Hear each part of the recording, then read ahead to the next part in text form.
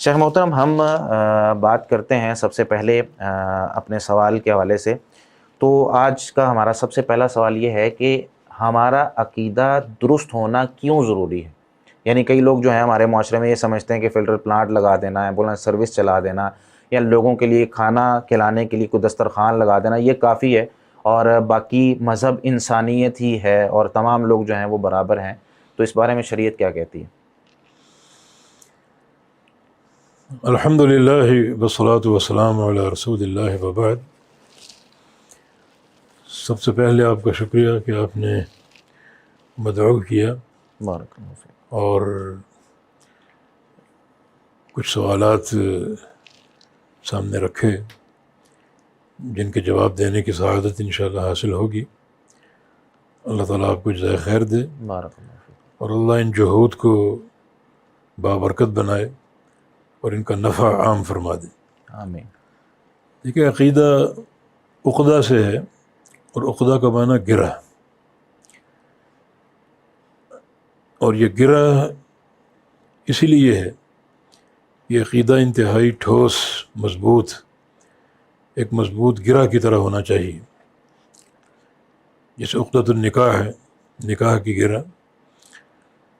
تو جو اسلامی عقائد ہیں مرکزی اعتبار سے وہ 6 امور ایمان ہیں: ان تؤمن باللہ وملائکتہ وکتبہ ورسلہ والیوم الآخر والقدر خیرہ وشرہ. سر فہرست ایمان باللہ ہے، اور ایمان باللہ میں سر فہرست عقیدہ توحید ہے، اللہ تعالیٰ کی وحدانیت پر ایمان لانا اور اس کو اکیلا جاننا اور ماننا. اور باقی جتنے بھی امور ایمان ہیں ان پر ایمان لانا، ان کو قبول کرنا بالکل شریعت کے مقاصد کے مطابق. صحیح. جو شریعت نے ہمیں علم دیا، خبر دی ان امور کے بارے میں، ان پر ہو بہو ایمان لایا جائے، اور یہ عقیدہ ہے. پھر عقیدہ ایک ایسی چیز ہے جو ہر عمل کے ساتھ بھی مقرون ہے، ہر عمل کے ساتھ متصل ہے. مثلا نماز ایک عمل ہے، نماز پڑھنا ایک عمل ہے، لیکن نماز کو فرض ماننا ایک عقیدہ ہے. صحیح. روزہ ایک عمل ہے، روزے کی فرضیت پر ایمان لانا عقیدہ ہے. اس طرح ہر عمل کے ساتھ عقیدہ شامل اور مقرون ہے.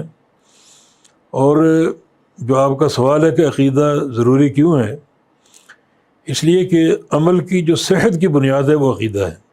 صحیح. جب تک عقیدہ ٹھیک نہ ہو اس وقت تک عمل قبول نہیں ہوگا.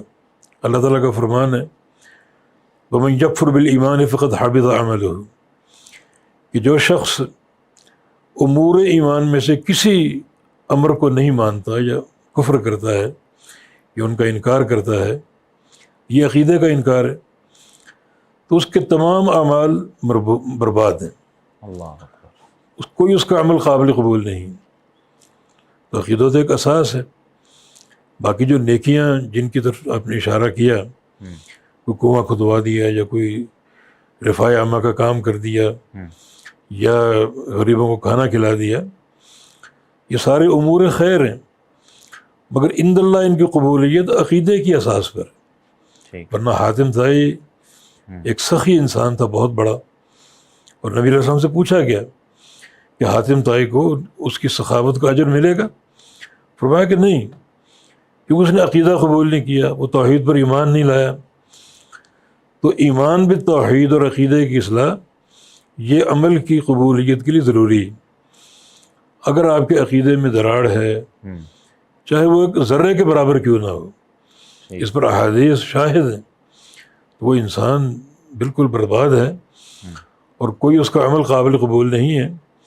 اللہ تعالیٰ انبیاء سے مخاطب ہے وَلَقَدْ أُوحِيَ إِلَيْكَ وَإِلَى الَّذِينَ مِن قَبْلِكَ لَئِنْ أَشْرَكْتَ لَيَحْبَطَنَّ عَمَلُكَ.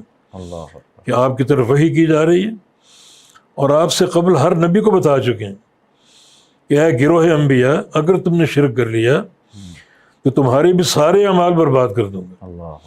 یہ خطاب انبیاء سے ہے. ہمیں سمجھانا مقصود ہے، ہمارا ایمان ہے، عقیدہ ہے کہ انبیاء شرک کا ارتکاب نہیں کر سکتے. صحیح بات ہے. لیکن جب اللہ تعالیٰ یہ بتا رہا ہے کہ میں نبی کی محبت سے مجبور نہیں ہوں، تو تم کیا میرے زیادہ لاڈلے ہو میرے نزدیک؟ اگر تم بھی شرک کرو گے تو ہمارے بھی سارے اعمال برباد کر دوں گا. اس لیے عقیدے کی صحت، عقیدے کی سلامتی بلکہ پختگی انتہائی ضروری ہے، کیونکہ سارے اعمال کی قبولیت جو ہے وہ عقیدے کی صحت کے ساتھ مشروط ہے. صحیح. یہاں اگر کوئی دراڑ آ جائے کوئی عمل قابل قبول نہیں. اگر عقیدہ صحیح سالم ہے تو اللہ تعالیٰ ہر عمل چھوٹا ہو بڑا ہو اس کو قبول بھی کرے گا اور بڑھا چڑھا کر اس کا اجر بھی عطا فرمائے گا.